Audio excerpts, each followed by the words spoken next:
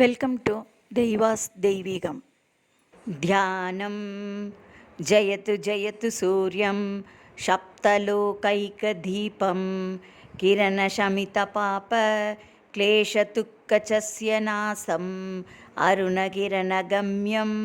आदिमादित्यमूर्तिं सकलभुवनवन्द्यं भास्करं तं नमामि.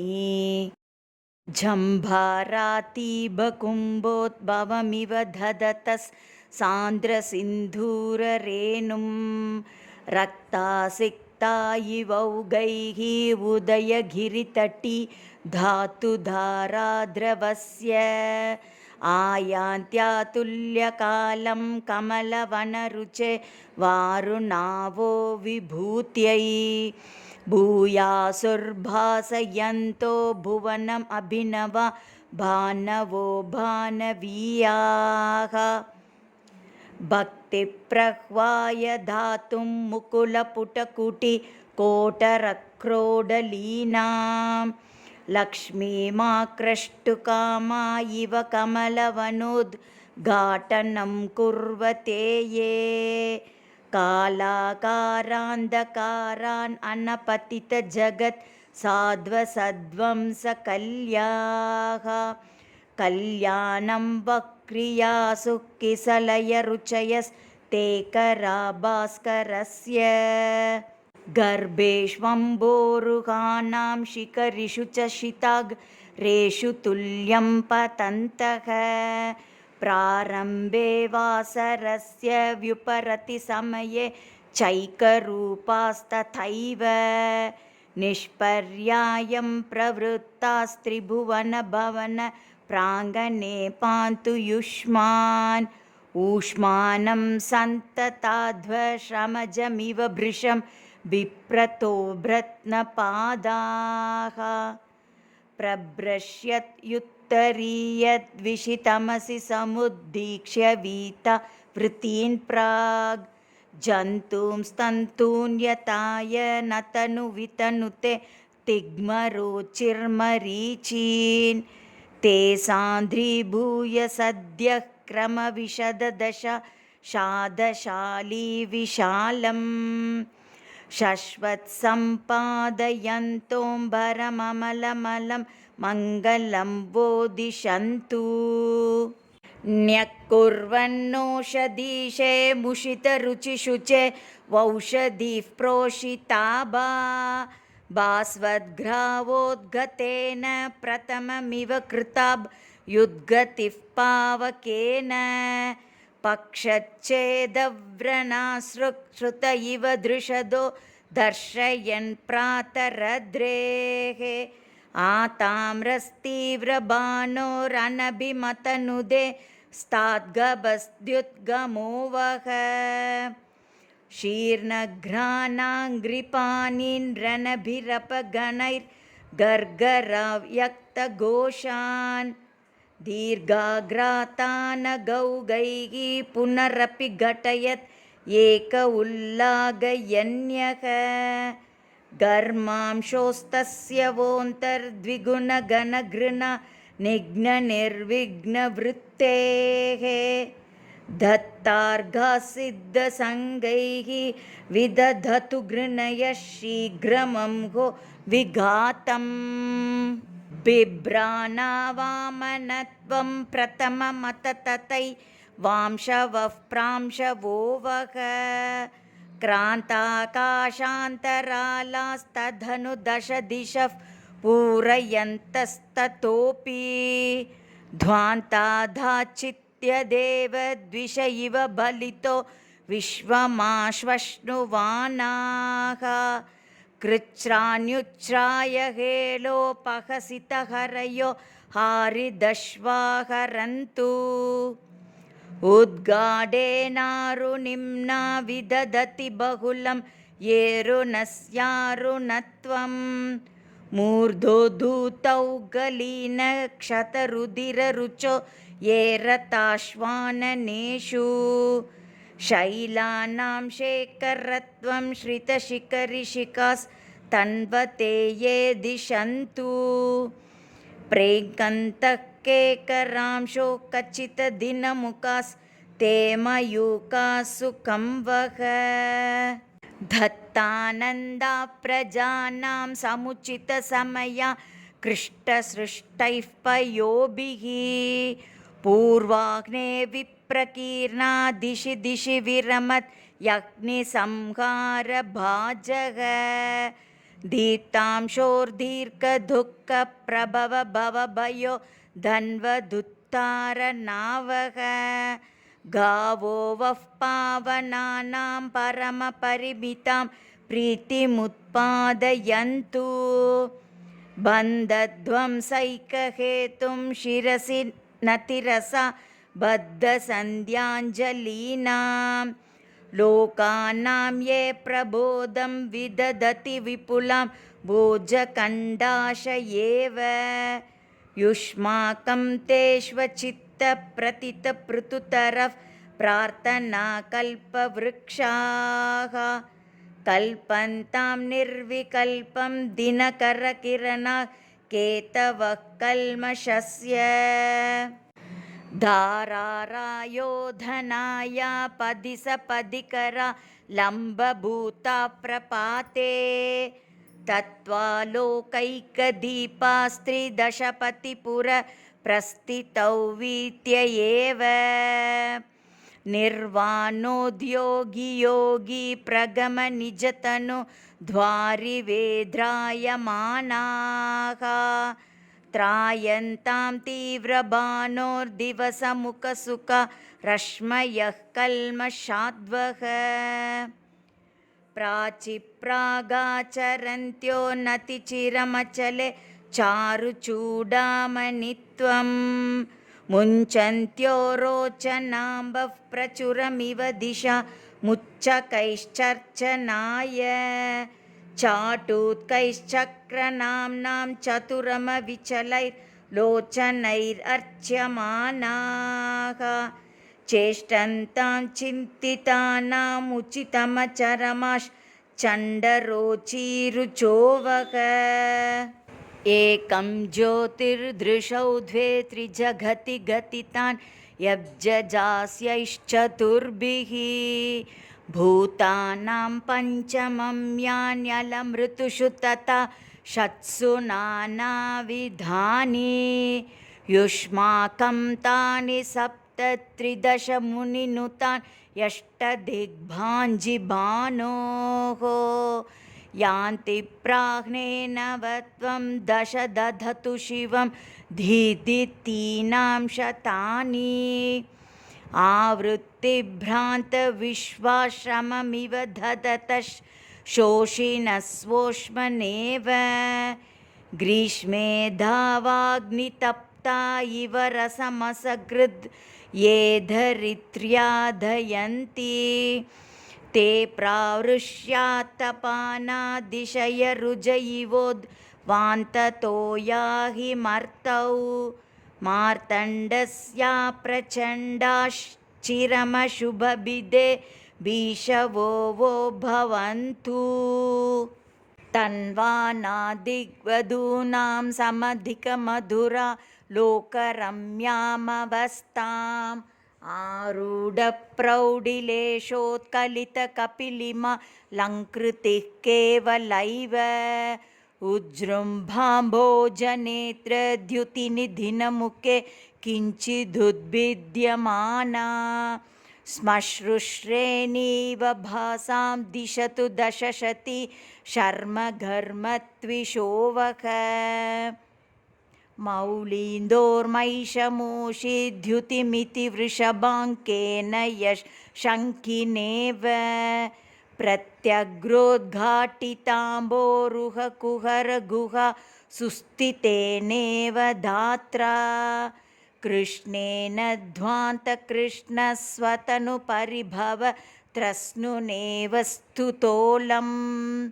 त्राणायस्तातनीयानपि तिमिररिपोस् सत्विषामुद्गमो वः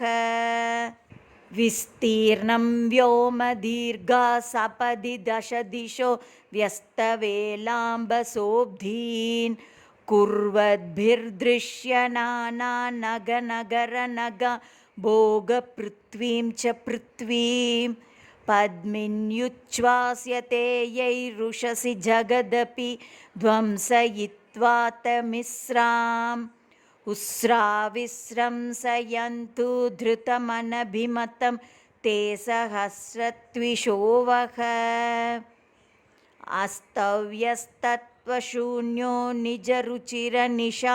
नश्वरः कर्तुमीशो विश्वं वेश्मेव दीपः प्रतिहततिमिरं यः प्रदेशस्थितोऽपि दिक्कालापेक्षयासौ त्रिभुवनमटतस्तिग्मभानोर्न वाक्यां यातः शातक्रतव्यां दिशि दिशतु शिवं सोर्चिषामुद्गमो वः माघान्म्लानिं मृणालीं मृदुरिति दयये वा प्रविष्टो हि लोकम्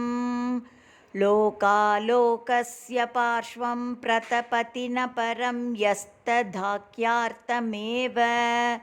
ऊर्ध्वं ब्रह्माण्डखण्डस्फुटनभयपरित्यक्तदैर्घ्योद्युस्वीम्नि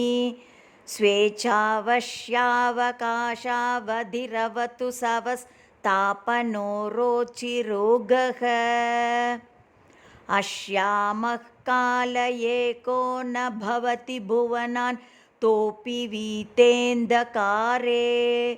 सद्यः प्रालेयपादो न विलयमचलश्चन्द्रमा अप्युपैति बन्धसिद्धाञ्जलीनां न हि कुमुदवनस्यापि यत् रोज्जिहाने तत्प्रातः प्रेक्षणीयं दिशतु दिनपतेर्धाम कामाधिकं वः यत्कान्तिं पङ्कजानां न हरति कुरुते प्रत्युताधिक्यरम्यां नो धत्ते तारकाभां तिरयति नितरा माशु यन्नित्यमेव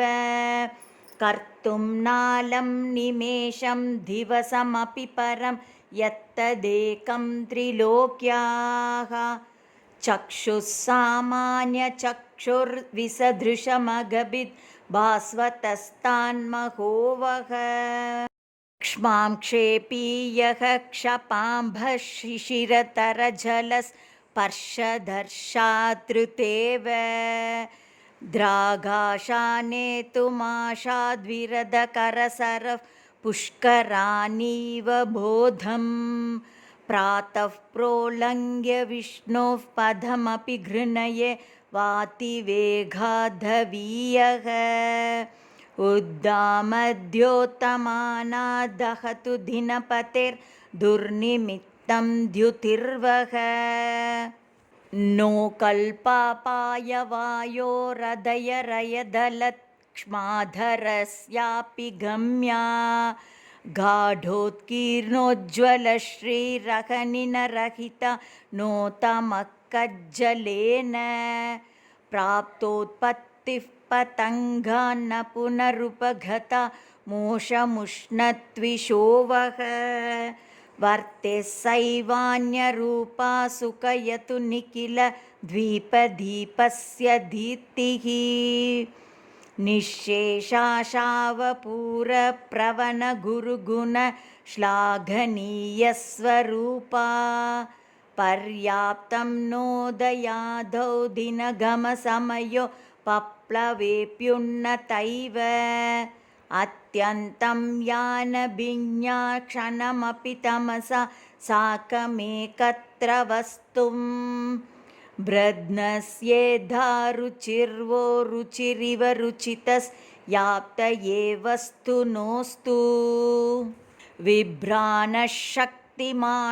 प्रशमितबलवत् तारकौर्जित्य गुर्वीं कुर्वाणो लीलया दर्शिकिनमपि लसत् चन्द्रकान्तावभासम् आदध्यादन्धकारे रतिमतिशयिनी मावहन् वीक्षणानां भालो लक्ष्मीमपाराम् अपर इव गुहो हर्पते रातपोवः ज्योत्स्नां शाकर्षपाण्डुद्युतितिमिरमषि शेषकल्माषमीषत् जृम्भोद्भूतेन पिङ्गं सरसिजरजसा सन्ध्ययाशो न सोच्छिः प्रातः प्रारम्भकाले सकलमपि जगत् चित्रमुन्मीलयन्ती कान्तिस्तीक्ष्णत्विषोक्ष्णां मुदमुपनयता तूलिकेव तुलाम्बः आयान्ति किं सुमेरो सरनिररुणिता पाद्मरागैः परागैः आहोस्वित्स्वस्य माहारजनविरचिता वैजयन्ती रतस्य माञ्जिष्ठीपृष्ठवाहा वलिविदुतशिरश्चामरालीनुलोकैः आशङ्क्यालोकितैवं सवितुरघनुते स्तात्प्रभातप्रभावः ध्वान्तध्वंसं विधत्ते नतपतिरुचिमन् नातिरूपं व्यनक्ति न्यक्त्वं नीत्वापि नक्तं न वितरतितरां तावदह्नस्त्विषम्यः सप्रातर्मा विरंसीदसकलपटिमा पूरयन्युष्मदाशाम् आशाकाशावकाशावतरणतरुण प्रक्रमोर्कप्रकाशः तीव्रं निर्वाणहेतुर्यदपि च विपुलं यत्प्रकर्षेण चानु प्रत्यक्षं यत्परोक्षं यदिह यदपरं नश्वरं शाश्वतं च यत्सर्वस्य प्रसिद्धं जगति कतिपये योगिनो यद्विधन्ति ज्योतिस्तद्विप्रकारं सवितुरवतुवो बाह्यमाप्यन्तरं च रत्नानां मण्डनाय प्रभवति नियतोद्देशलब्धावकाशम् वह्नेर्धार्वादिदग्धुं निजजडिमतया कर्तुमानन्दमिन्दोः यच्चत्रैलोक्यभूषा विधिरगदहनं ह्लादिवृष्ट्याशु तद्वः बाहुल्योत्पाद्यकार्यादिगतरमवता देकमेवार्कतेजः मीलच्चक्षुर्विजिह्मश्रुतिजडरसनं निग्नितग्रानवृत्ति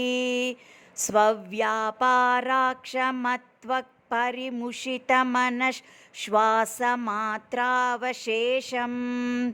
विस्रस्ताङ्गं पतित्वा स्वपदपहरता दश्रियं वोर्कजन्मा कालव्यालावलीडं जगदगत इवोत्तापयन् प्राक्प्रतापः निःशेषं नैषमम्बः प्रसभमपनुदन् नश्रुलेशानुकारी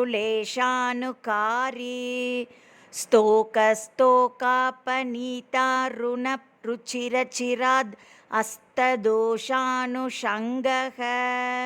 धाता दृष्टिं प्रसन्नां त्रिभुवननयनस्याशु युष्मद्विरुद्धं वद्याद्ब्रत्नस्य सिक्ताञ्जनविधिरपरः प्राक्तनोर्चिः प्रचारः भूत्वा जम्बस्य भेतुः ककुभिपरिभव रम्भभूषु प्रभानोः बिप्राणाभप्रभावं प्रसभमभिनवां भोजजृम्भा प्रगल्पा भूषा भूयिष्ठशोभा त्रिभुवनभवनस्यास्य वैभाकरी प्राग् विभ्रान्तिभ्राजमाना विभवतु विभवोद्भूतये सा विभावः संसक्तं मुक्तमूलादभिनवभुवनो ध्यानकौतूहलिन्या यामिन्या कन्ययेवामृतकरकलशा वर्जितेनामृतेन अर्कालोकक्रियाध्वो मुदमुदयशिरश्चक्रवालालवालात् उद्यन्बालप्रवालप्रतिमरुचिरः पादपप्राक्प्ररोहः भिन्नं भासारुणस्य क्वचिदभिनवया विद्रुमाणां त्विषेव त्वङ्कन्नक्षत्ररत्नद्युतिनिकरकरालान्तरालं क्वचिच्च नान्तर्निःशेषकृष्णश्रियमुदधिमिव ध्वान्तराशिं बिभंस्ताद् और्वः पूर्वोऽप्यपूर्वोऽग्निरिव भवदग प्लिष्टयेर्कावभासः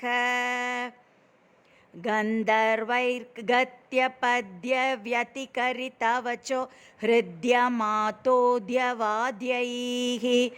आद्यैर्यो नारदाद्यैर्मुनिभिरभिनुतो वेदवेद्यैर्विबध्य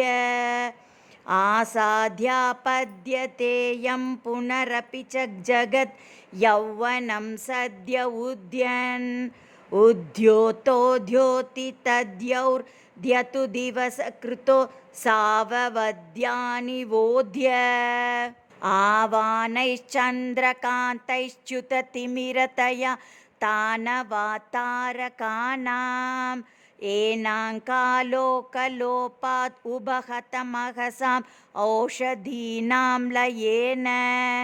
आराधुत्प्रेक्ष्यमाना क्षणमुदयतटान् तर्हि तस्याहि मांशोः आभाप्राभाति गीवो वतु न तु नितरां तावदाविर्भवन्ति सानौ दयेनारुणितदलपुनर्यौवनानां वनानाम् आलीमालीडपूर्वा परिहृतकुहरो पान्तनिम्नातनिम्ना भावो भावोपशान्तिं दिशतु दिनपतेर्भासमाना समाना राजीराजीवरेणो समसमयमुदे तीव यस्यावयस्या उज्जृम्भाम्भोरुहानां प्रभवति पयसां या श्रियेणोष्णतायै पुष्णात्यालोकमात्रं न तु दिशति दृशां दृश्यमाना विघातम् पूर्वाध्रेरेव पूर्वं दिवमनुच पुनः पावनीधिङ्मुखानाम् एनांस्यैनी विभासौ नुदतु नुतिपदैकास्पदं प्राक्तनीवः वाचां वाचस्पतेरप्यचलभितुचिता चार्यकानां प्रपञ्चैः वैरञ्चानां ततोच्चारितचतुररिचां चाननानां चतुर्णाम् उच्येतार्चासु वाच्यच्युतिशुचिचरितं यस्य नो चैर्विविच्य प्राच्यं वर्चश्चकासच्चिरमुपचिनुतात् तस्य चण्डार्चिषो वः मूर्धन्यद्रेर्धातुरागस्तरुषु किसलयो विद्रुमौगः समुद्रे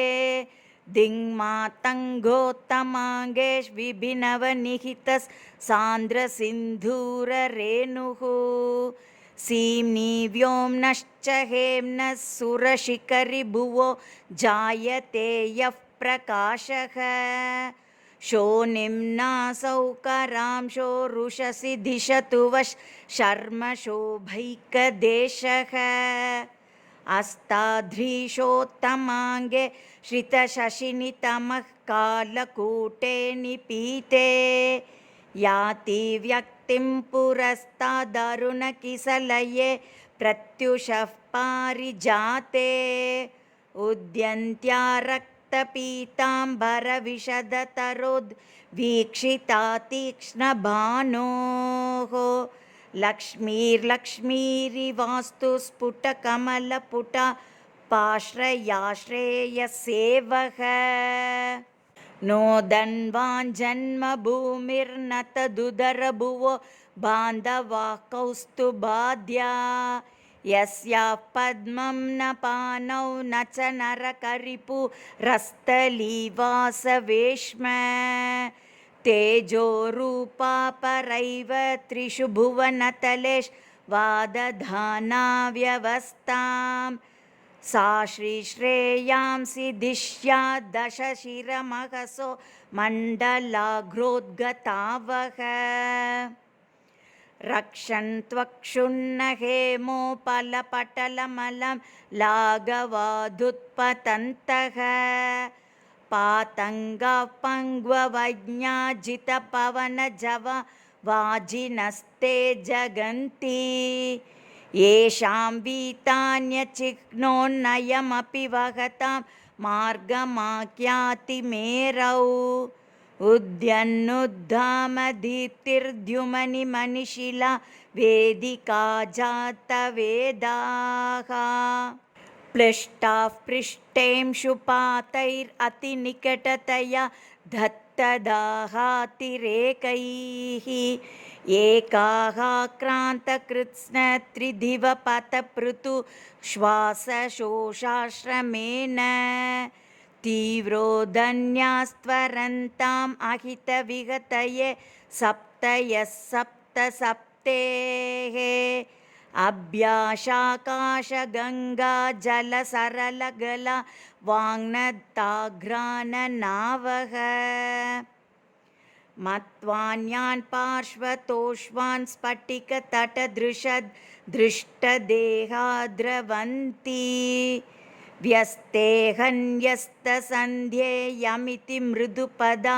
पद्मरागोपलेषु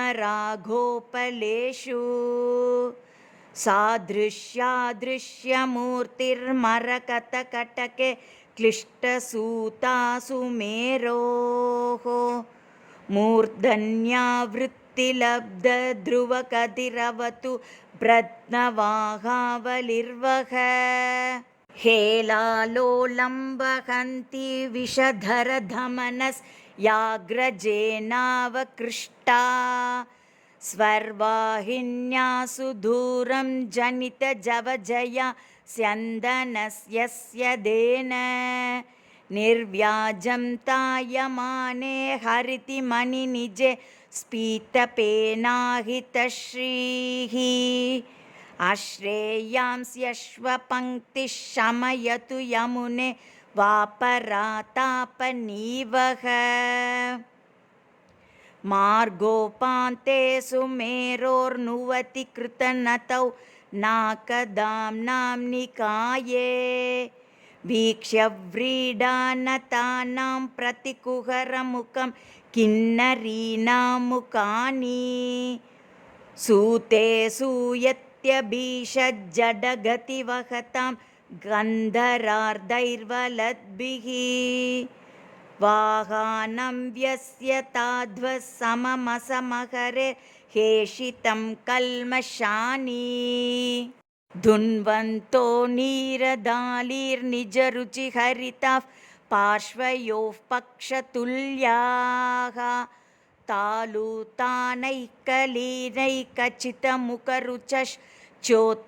तालुतानैकलीनैकचितमुखरुचश्चोततालोहितेन उड्ढीयेव व्रजन्तो व्यतिगतिवशाद् अर्कवाहाक्रियासुः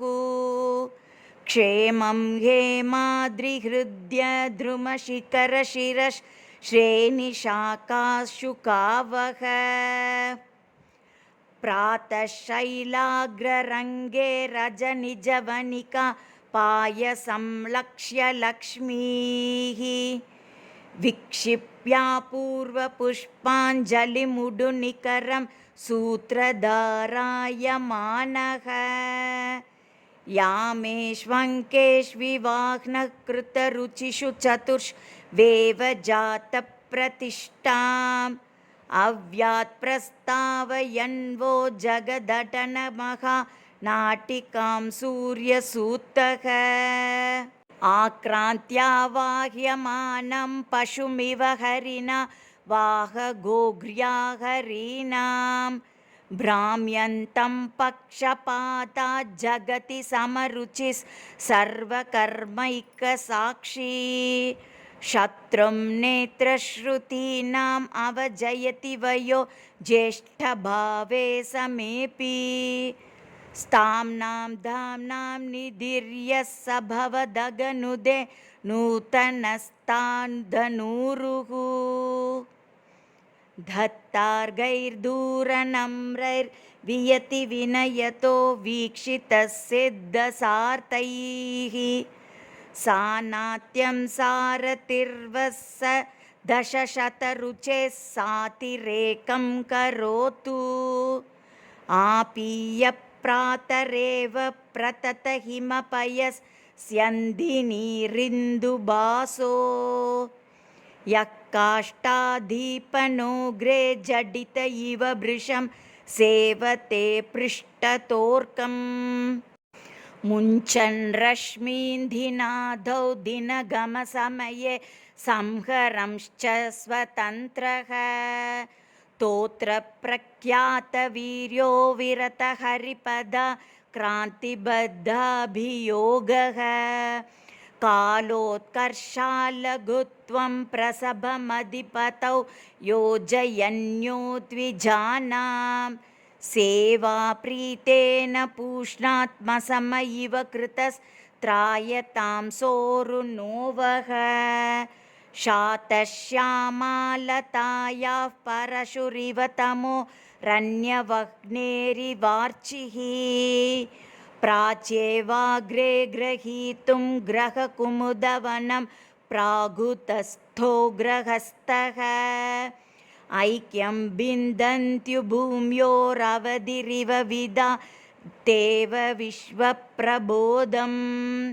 वाहानाम्बो विनेता व्यपनयतु विपन् नामदामाधिपस्य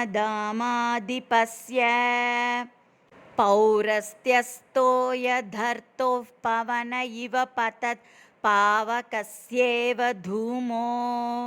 विश्वस्येवादिसर्गः प्रणव इव परं पावनो वेदराशेः सन्ध्यानृत्योत्सवे चोरिव मदनरिपोर्नन्दिनान्दीनिनादः सौरस्याग्रे सुखं वो वितरतु विनता नन्दनस्यन्दनस्य पर्याप्तं तप्तचामीकरकटकतटे श्लिष्टशीतेतरांशौ आसीदत्स्यन्दनाश्वानुकृतिमरकते पद्मरागायमानः यः सोत्कर्षां विभूषां कुरुत इव कुलक्ष्माभृधीशस्य मेरोः येनां स्यह्नाय दूरं गमयतु स गुरुः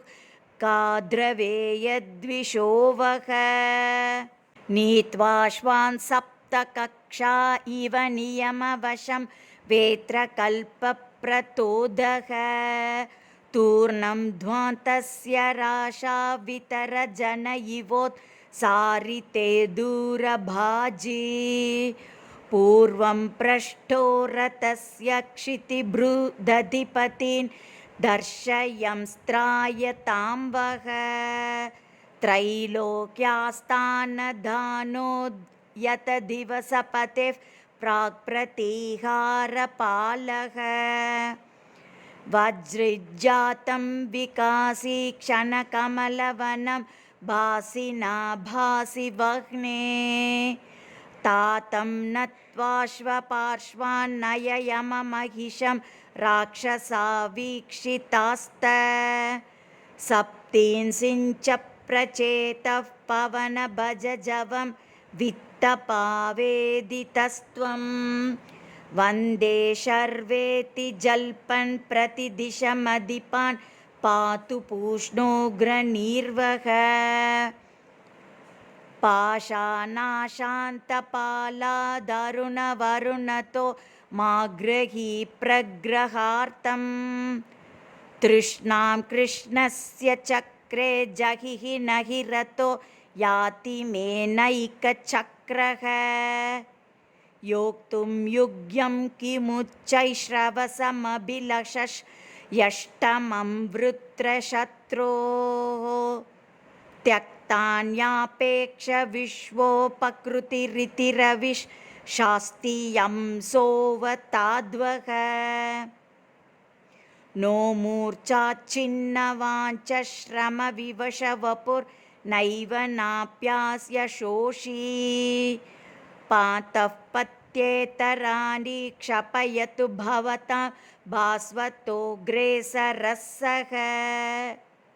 यः संश्रित्य त्रिलोकीम् अटति पटुतरैस्ताप्यमानो मयूकैः आराधारामलेकाम् इव हरितमणिश्यामलामश्वपङ्क्तिम् सीधन्तोऽन्तर्निमज्जज्जडकुरमुसलास् सैकतेनाकनद्याः स्कन्दन्तः कन्दराली कनकशिखरिणो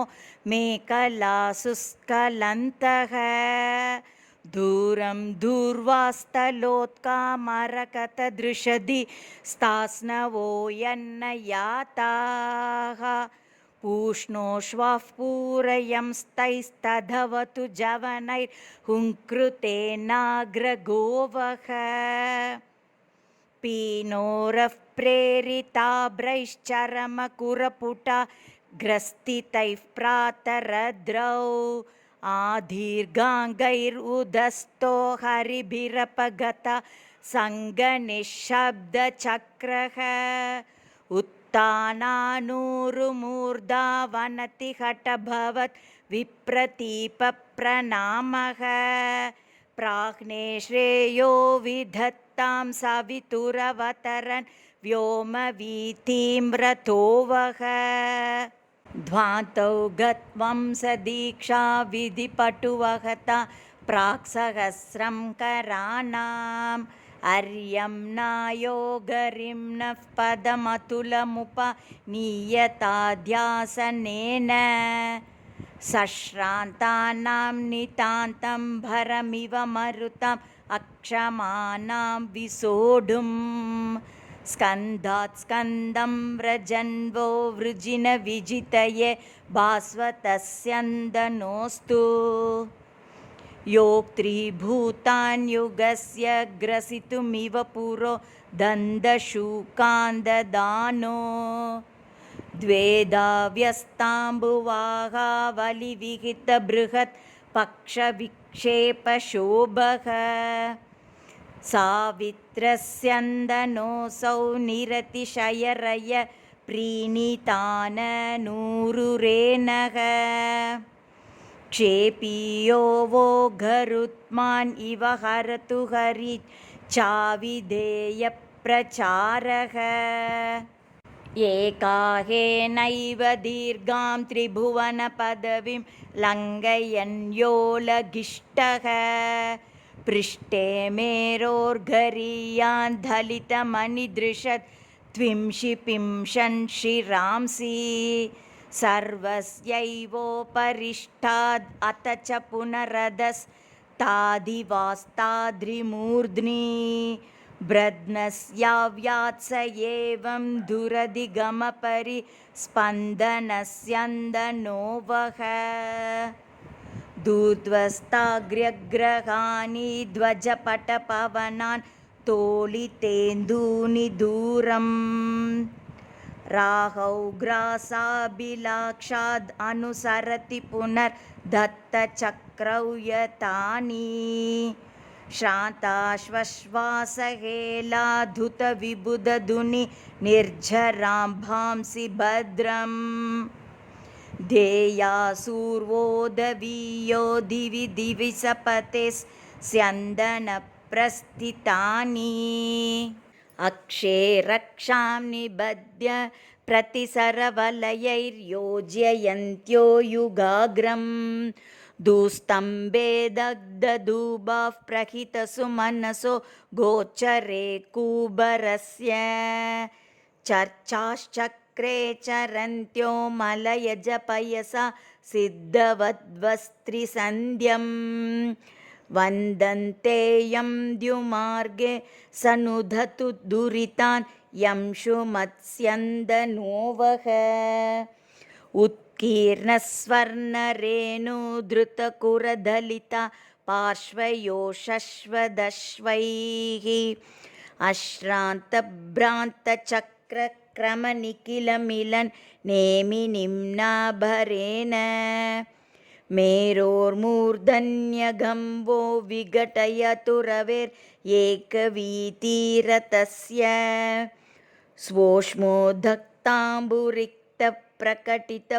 स्वोष्मोदक्ताम्बुरिक्तप्रकटितपुलिनोद्धूसरा स्वर्धुनीव नन्तुं नाकालयानाम् अनिशमनुयतां पद्धतिपङ्क्तिरेव क्षोधो नक्षत्रराशेरदयरयमिलच्चक्रपिष्टस्य धूलिः हेषाह्राधो हरीणां सुरशिखरिधरीः पूरयन्नेमिनादो यस्याव्यातीव्रबाणो स दिवि भुवि यथा व्यक्तचिह्नो रतो वः निस्पन्दानां विमानावलिविततदिवां देववृन्दारकानां वृन्दैरानन्दसान्द्रोद्यममपि वहतां विन्दतां वन्दितुं नो मन्दाकिन्याममन्दः पुलिनभृतिमृदुर्मन्दरे मन्दिराभे मन्दारैर्मण्डितारं ददधरि दिनकृत् स्यन्दनस्तान्मुदेवः चक्रे चक्रारपङ्क्तिं हरिरपि च हरिर्धूर्जटिर्धूर्ध्वजान्तान् अक्षं नक्षत्रनाथोरुणमपि वरुणः कुभराग्रं कुबेरः रंहः सङ्गः सुराणां जगदुपकृतये नित्ययुक्तस्य यस्य स्तौति प्रीतिप्रसन्नोन्वहमहिमरुचेः सोवतात्स्यन्दनो वः नेत्राहीनेन मूले विहितपरिकरसिद्धसाध्यैर्मरुद्भिः पादोपान्ते स्तुतोलं बलिहरिरभसा कर्षणाबद्धवेगः भ्राम्यन् व्योमाम्बुराशा वशिशिरकिरण स्यन्दनः सन्ततं वो दिश्या लक्ष्मीमपाराम् अतुलितमहिमे वापरो मन्दराद्रिः यज्ञायो बीजमग्नाम् अपहततिमिरं चक्षुषामञ्जनं यद् द्वारं यन्मुक्तिभाजां यत किल भुवन ज्योतिषाम् एकमोकः यद्वृष्ट्यम्भोनिधानं धरणिरससुधा पानपात्रं महद्यद् दिश्याधीशस्य भासां तदविकलमलं मङ्गलं मण्डलं वः वेलावर्धिष्णुसिन्धोः पय इव कमिवार्तोद्गताग्र्यग्रहोडु स्तोकोद्भिन्नस्वचिह्नप्रसवमिव मदोर् आस्यमस्यन्मनांसि प्रातः पूष्णो शुभानि प्रशमयतु शिरश्शेखरीभूतमद्रेः पौरस्त्यस्योद्गभस्तिस्तिमिततमतमः कण्डनं मण्डलं वः प्रत्युप्तस्तप्तहेमोज्ज्वलरुचिरचलः पद्मरागेण येन ज्यायः किञ्जल्कपुञ्जो यदलिकुलशितेरम्बरेन्दीवरस्य कालव्यालस्य चिह्नं महिततममहो मूर्ध्नि तत्तं महद्यत् दीप्तांशोः प्रातरव्यात् तदविकलजगन्मण्डनं मण्डलं वः कस्त्रातारकाणां पतति तनुरवश्याय बिन्दुर्यतेन्दुः विध्राणादृक्स्मरारेर्उरसि मुररिपोः कौस्तुभोनोद्गभस्तिः वह्ने सापन्नवेव द्युतिरुदयगते यत्र तन्मण्डलं वो मार्तण्डीयं पुनीता दिवि भुवि च तमां सीवमुष्णन्महांसी यत्प्राच्यां प्राक्चकास्ति प्रभवति च यतः प्राच्य सावुज्जिहानाद् इदं मध्ये यद्दह्नो भवति ततरुचा येन चोत्पाद्यतेह यत्पर्यायेण लोकान् अवधि च जगतां जीवितं यच्च तद्वो विश्वानुग्राहि विश्वं सृजदपि च रवेर्मण्डलं मुक्तयेस्तु शुष्यन्तयूडानुकारा मकरवसतयो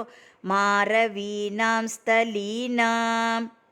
येनोत्तप्ता स्फुटन्तस्तडिति तिलतुलां यान्त्यकेन्द्रो युगान्ते तच्चण्डां शोरकाण्डत्रिभुवनदहना शङ्कया धामकृच्छ्रात् संहृत्यालोकमात्रं प्रलघुविदधतस्तानुदे मण्डलं वः उद्यद्युद्यानवाप्यां बहुलतमतमः पङ्कपूरं विधार्य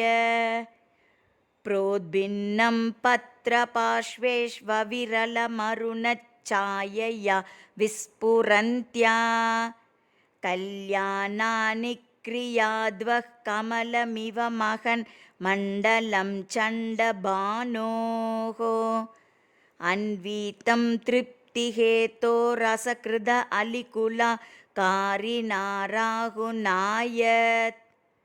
चक्षुर्दक्षत्विषो यन्नतु दहति पुरः पूरयत्येव कामम् नास्तं जुष्टं मरुद्भिर्यदिह नियमिनां यानपात्रं भवाप्तौ यद्विदश्रान्तिशश्वद्भ्रमदपि जगतां भ्रान्तिमभ्रान्तिहन्ति ब्रध्नस्याख्याद्विरुद्धक्रियच मत च हिता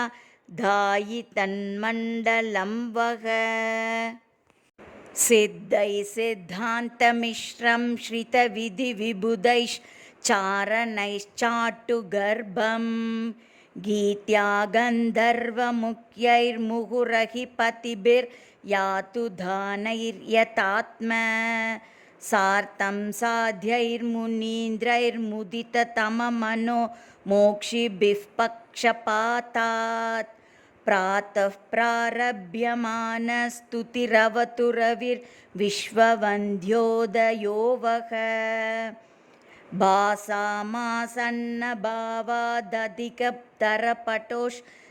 भासामासन्नभावादधिकतरपटोश्चक्रवालस्य तापात् चेदादाच्छिन्न गच्छत्तुरगकुरपुटन्यासनिःशङ्कटङ्कैः निस्सङ्गस्यन्दनाङ्गभ्रमणनिकषणात् पातु वस्त्रिप्रकारं तप्तांशुस्तत्परीक्षा पर इव परितः पर्यटन् हाटकाद्रिम् नो शुष्कं नाकनद्या विकसितकनकं भोजया भ्राजितं तु प्लिष्टा नैवोपभोग्या भवति वृषधरं नन्दनोद्यानलक्ष्मीः नो शृङ्गानि धृतानि धृतममरगिरेः कालधौतानि धौतानि इद्धं दामद्युमार्गे म्रदयति दयया यत्र सोऽर्कोऽवताद्वः ध्वान्तस्यैवान्तहेतुर्न भवति मलिनैकात्मनः पाप्मनोऽपि प्राक्पादोपान्तबाजां जनयति न परं पङ्कजानां प्रबोधम् कर्ता निःश्रेयसानाम् अपि न तु खलु यः केवलं वासराणाम् सोऽव्यादेकोद्यमे च विहितबहुबृहत् विश्वकार्योऽर्यमावः लोटन् लोष्टाविचेष्टश्रितशयनतलो निःसहीभूतदेहः सन्देही प्राणितव्ये सपदि दश दिशः प्रेक्षमाणोऽन्धकाराः निःश्वासायासनिष्टः परमपरवशो जायते जीवलोकः शोकेनेवान्यलोकान् उदयकृति गते यत्र सोऽर्कोऽवताद्वः क्रामन् लोलोऽपि लोकां सततु प्रकृतिकृता वाश्रितस्थैर्यकोटिं नॄणां तृष्टिं विजिह्मां विददपि करोत् यन्तरत्यन्तभद्राम् यस्तापस्यापि हेतुर्भवति नियमिनाम् एकनिर्वाणदायी भूयात् सप्रागवस्ताधिकतरपरिणामोदयोर्गश्रियेवः व्यापन्नर्तुर्नकालो व्यभिचरति फलं नौषधीर्वृष्टिरिष्टा नैष्टैस्तृप्यन्ति देवा न हि वहति मरुन् निर्मलाभानि भानि आशाशान्तान बिन्दत् यवधिमुदधयो बिप्रदिक्ष्मापृतक्ष्माम् यस्मिंस्त्रैलोक्यमेवं न चलति तपति स्तात्स सूर्यश्रियेवः कैलासे कृत्तिवासा विहरति विरहत् रासदेहोडकान्तः श्रान्तश्चेते महाहावधि जलधि विना छद्मना पद्मनाभः योगोद्योगैकतानो गमयति सकलं वासरं स्वं स्वयम्भूः भूरि त्रैलोक्या चिन्ता भृतिभुवनविभौ यत्र भास्वान् स वोऽव्यात् एतद्यन्मण्डलं के तपति दिनकृतस्तारुचोर्चींषि द्योतन्ते तानि सामान्ययमपि पुरुषो मण्डलेऽनुर्यजूंषि एवं यं वेद वेदत्रितयमयमयं वेदवेदी समग्रो वर्गस्वर्गापवर्गप्रकृतिरविकृतिः सोऽस्तु सूर्यश्रियेवः नाकौकः प्रत्यनीकक्षतिपटुमहसां वासवाग्रेसराणां सर्वेषां साधुपातां जगदिदमदिते रात्मजत्वे समेऽपि येनादित्याभिधानं निरतिशयगुणैरात्मनिन्यस्तमस्तु स्तुत्यस्त्रैलोक्यवन्द्यैस्त्रिदशमुनिगणैः सोंशुमान् श्रेयसेवः भूमिं धाम्नोऽभिवृष्ट्या जगति जलमयीं पावनीं संस्मृतावपि आग्नेयीं दाहशक्त्या मुहुरपि यजमानां यथा प्रार्थितार्थैः लीनामाकाश एवामृतकरघटितां ध्वान्तपक्षस्य पर्वणि एवं सूर्योष्टभेदां भव इव भवतः पातु बिभ्रत्स्वमूर्तिं प्राकालोन्निद्रपद्माकरपरिमलना विर्भवत्पादशोभो भक्त्या त्यक्तोरुकेदोद्गतिदिवि विनता सूनुनानीयमानः सप्ताश्वाप्ता परान्तान् यदि कमदरयन् यो जगन्ति स्तुतोलम् देवैर्देवः सपायादपर इव मुरा रातिरह्नां पतिर्वः यस्रष्टापां पुरस्तादचलवरसमभ्युन्नतेर्हेतुरेको लोकानां यस्त्रयाणां स्थित उपरि परं दुर्विलङ्घ्येन धाम्ना सद्यसिद्ध्यै प्रसन्नद्युतिशुभचतुरा शामुकस्ताद्विभक्तो द्वेधा वेधा इवाविष्कृतकमलरुचिः सोर्चिषामाकरोवः सादृद्युर्वीनदीशा दिशति दश दिशो दर्शयन् प्राग्दृशो यः सादृश्यं दृश्यते नो सदश शतदृशि त्रैदशे यस्य देशे दीतां शूर्वस्य दिश्याद्दशिव युकदशा दर्शितद्वादशाद्मा शंशास्त्यश्वांश्च यस्याशयविदधिशयाद् दन्दशूकाशनाद्यः तीर्थानि व्यर्थकानि ह्रदनदसरसि निर्झराम्भोजिनीनां नोधन्वन्तो नोदन्ति प्रतिभयमशुभ श्वभ्रपातानुबन्धी आपो नाकापघाया अपि कलुषमुषो मज्जतां नैव यत्र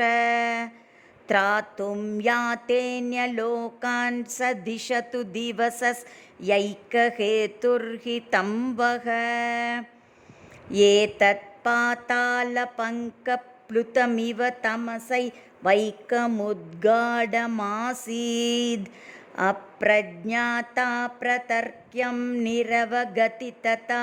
लक्षणं सुप्तमन्तः यादृक्सृष्टेः पुरस्तान्निशि निशि सकलं जायते तादृगेव त्रैलोक्यं यद्वियोगात् अवतु रविरसौ सर्गतुल्योदयो वः द्वीपेयोस्ताचलोऽस्मिन् भवति खलु स ये वापरत्रोदयाद्रिः यायामिन्युज्ज्वलेन्दुद्युतिरिह दिवसोन् यत्र तीव्रा तपःसः यद्वश्यौ देशकाला विधिनियमयतो नोतु यं देशकालौ अव्यात्सस्वप्रभुत्वा हितभुवनहितो हेतुरह्नामि नो वः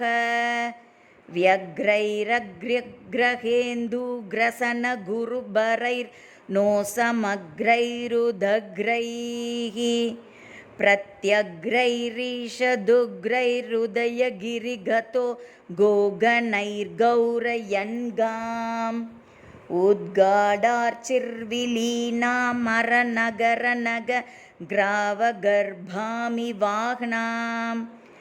अग्रे श्रेयो विधत्ते ग्लपयतु गगनं सग्रहग्रामनीर्वः यो निस्साम्नां विधाता मधुरिपुरजितो दुर्जटिशङ्करोऽसौ